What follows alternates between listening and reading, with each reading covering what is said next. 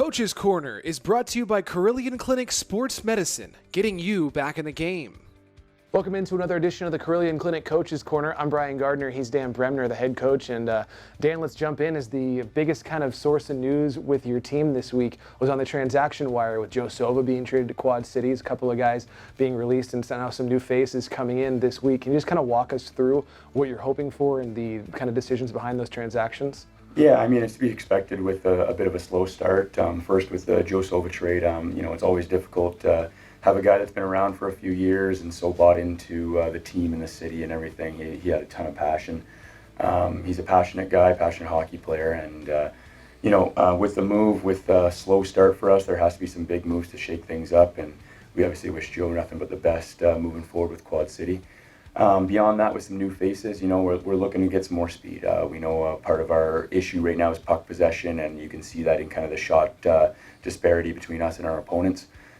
So with a little bit more speed, we're hoping to have that puck a little bit more, have a little bit more ozone time. Goalie room looks a little bit different now as well, as now Jake Toit had a very good return to the Rail Yard Dogs with that strong start in the overtime loss at home on Friday, and then coming in relief on Saturday. Then you just brought in Ian Sylvestre as well as another one of those new faces. So how do you feel about now the two goalies you have in? Yeah, again, I'm not going to sit here and say that 4 goals a game were on the goalies that we had. There were definitely some defensive breakdowns, some huge defensive breakdowns.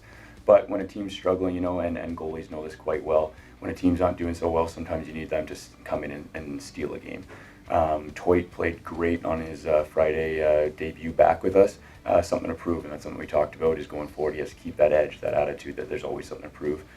With Ian, he's a proven goalie in this league with Macon a couple of years ago or last year, and we expect him to come in and kind of be just another rock for us back there. 3 games this week, playing on Thanksgiving on the road, then in Fayetteville, then Black Friday in Knoxville, back home, bunch of Jerks Night on Saturday against Birmingham. Kind of a unique challenge with 3 games, 3 days, 3 different cities, and 3 different opponents. Going into that, just how do you feel? We've had a very positive room through the week, very positive practice session, so I'm excited. I'm excited to see what the new bodies bring to our team, and I'm excited to see what the guys that are still here respond to after this week. As far as the travel and everything, it is what it is. A 3-3, it's going to be a great test for us. Obviously, you look at those 3 opponents, all of them good teams towards the top half, at the top of the standings in some cases. And at this point of the season, really, it's all about you, though, right? And just your team has to execute. Who cares who the other team is? Absolutely. We'll do our pre-scout, but at the end of the day, right now, we have to continue to find our identity.